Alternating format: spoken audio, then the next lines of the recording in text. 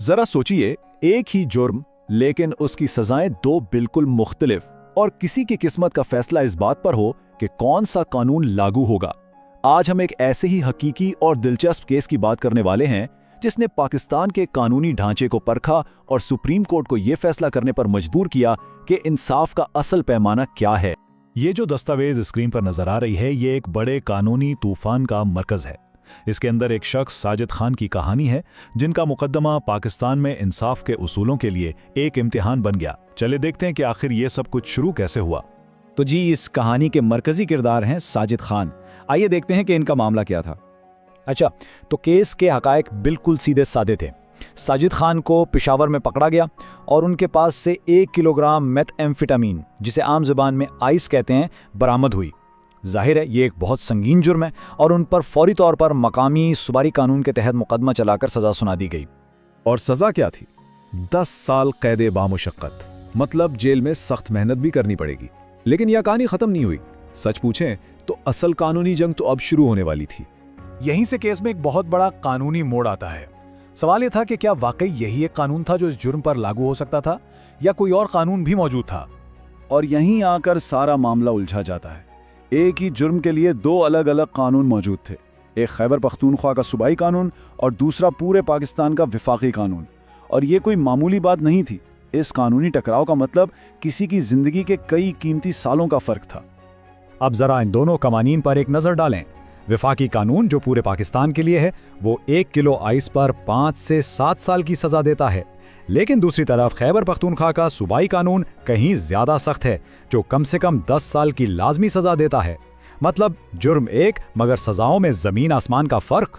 इसका असल मतलब ये हुआ कि ये बस किस्मत का खेल था कि मुल्जिम पर कौन सा कानून लगाया जाता है। एक कानून के तहत ज्यादा से ज्यादा 7 साल, तो दूसरे के तहत कम से कम 10 साल। ये तो इंसाफ के निज़ाम में यकसानियत पर एक बहुत बड़ा सवाल था, है ना? तो जब कानून खुद एक दूसरे से टकरा रहे हों तो इंसाफ कैसे मिलेगा? यही वो सवाल था जिसका जवाब देने के लिए ये केस पाकिस्तान की सबसे बड़ी अदालत सुप्रीम कोर्ट तक जा पहुंचा। सुप्रीम कोर्ट के जज साहबान के सामने एक बहुत ही बुनियादी लेकिन इंतहाई अहम सवाल था कि जब सूबे का कानून और विफाक का कानून आमने सामने आ जाएं तो चलेगी किसकी? और ये फैसला सिर्फ साजिद खान के लिए नहीं था, ये आने वाले अनगिनत केसेस के लिए एक राह मुतय्यन करने वाला था।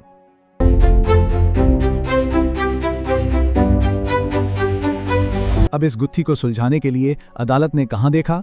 मंशियात के इन कवानीन में नहीं, बल्कि इस किताब में जो मुल्क के तमाम कवानीन से बालातर है। जी हां, आईन पाकिस्तान में। और आइन के आर्टिकल 143 में इसका जवाब बिल्कुल साफ साफ लिखा हुआ है। इस आर्टिकल के मुताबिक अगर पार्लियामेंट यानी विफाक और कोई सूबाई असेंबली एक ही मौजू पर कानून बनाए और उनमें इख्तिलाफ हो, तो हमेशा पार्लियामेंट यानी विफाक का कानून ही गालिब आएगा। इस उसूल को फेडरल सुप्रीमेसी कहते हैं। इसको समझने के लिए एक घर की मिसाल लें।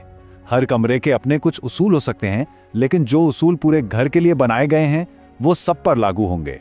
यहां विफाकी कानून वही पूरे घर का उसूल है। तो ठीक है, उसूल तो समझ आ गया। अब देखते हैं कि इस आईनी उसूल की बुनियाद पर साजिद खान के केस का आखिर फैसला क्या हुआ। याद है ना, सूबाई कानून के तहत साजिद खान को कितनी सख्त सजा सुनाई गई थी? पूरे 10 साल कैद बामुशक्कत। एक बहुत लंबा अरसा दांव पर लगा हुआ था और इसका सारा इन्हिसार बस इस एक कानूनी नुक्ते पर था कि कौन सा कानून बालादस्त है। तो सुप्रीम कोर्ट ने आइन के आर्टिकल 143 को इस्तेमाल करते हुए सूबाई कानून के तहत दी गई सजा को कालादम करार दे दिया और फैसला वफाकी कानून की बुनियाद पर सुनाया। और नई सजा थी सिर्फ 5 साल। सीधा सीधा आधा फर्क। इससे अंदाजा होता है कि कानून की सही तशरीह और उसका इतलाक किसी की जिंदगी पर कितना गहरा और ठोस असर डाल सकता है। देखें, ये जो अदालती हुक्मनामा है, यह सिर्फ साजिद खान की सजा कम करने का एक कागज नहीं था। ये पूरे मुल्क के लिए एक पैगाम था कि इंसाफ का तराजू सबके लिए बराबर होगा, चाहे कोई पाकिस्तान के किसी भी सूबे में क्यों ना हो। और अदालत ने एक बहुत अहम बात पर जोर दिया। उन्होंने कहा कि मंशियात जैसा मसला एक कौमी मसला है और इससे निपटने के लिए पूरे मुल्क में एक ही तरह का कानून और एक ही तरह की सजाएं होनी चाहिए। तभी लोगों का कानून पर भरोसा कायम रहेगा और इंसाफ होता हुआ नजर आएगा। तो आखिर में इस पूरे केस से हमें क्या सबक मिलता है? पहली बात, आइन सबसे बालातर है। दूसरी, जब भी टकराव होगा वफाकी कानून ही जीतेगा। और तीसरी और सबसे अहम बात कि बड़े कौमी मसलों से निपटने के लिए पूरे मुल्क में कानून का यकसा होना बेहद जरूरी है। तो आखिर में ये केस एक सवाल छोड़ जाता है कि कानून की किताबों में लिखा एक उसूल और अदालत का एक फैसला कैसे सिर्फ एक इंसान की जिंदगी नहीं बल्कि पूरे मुल्क में इंसाफ के मेयार को हमेशा के लिए बदल सकता है। ये सोचने की बात है। Legal Bridge LLP, your bridge to justice. Protecting your future every legal step of the way. Contact us today.